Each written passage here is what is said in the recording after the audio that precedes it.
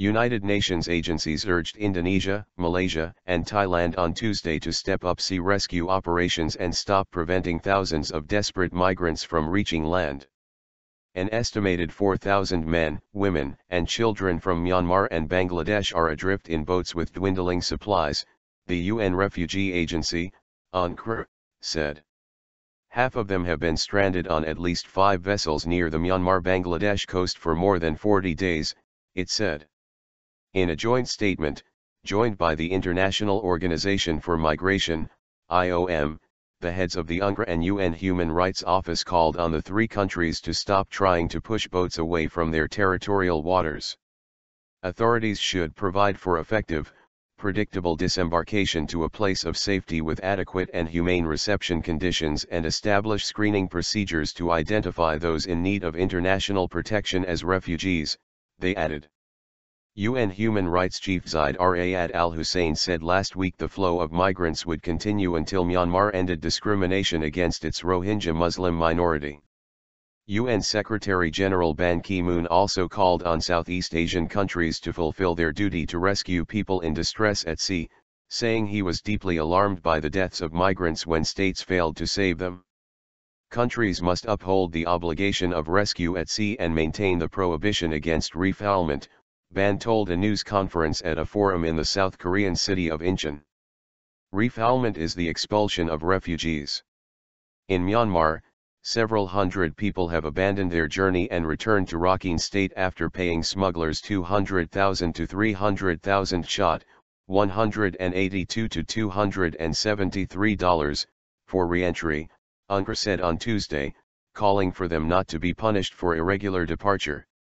Their reports of food shortages, dehydration, and violence on board are consistent with reports from arrivals in Thailand, Malaysia and Indonesia, it said.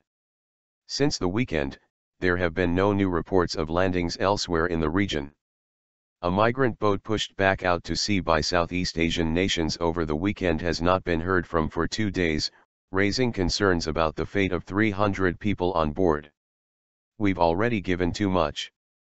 Elsewhere, Indonesia Foreign Minister said Indonesia has given more than it should to help hundreds of Rohingya and Bangladeshi migrants stranded on boats by human traffickers, a day before she was to meet with her counterparts from the other countries feeling the brunt of the humanitarian crisis. Foreign Minister Retno Marsudi said that at Wednesday's meeting with Malaysian and Thai officials, she will discuss how to solve the migrant problem with help from their countries of origin, the UN Refugee Agency and the IOM. This irregular migration is not the problem of 1 or 2 nations. This is a regional problem which also happens in other places. This is also a global problem, Marsudi told reporters after a cabinet meeting at the presidential palace.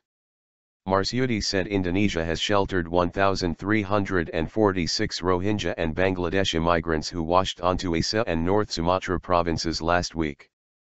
The first batch came on May 10 with 558 people on a boat, and the second with 807 on 3 boats landed on Friday.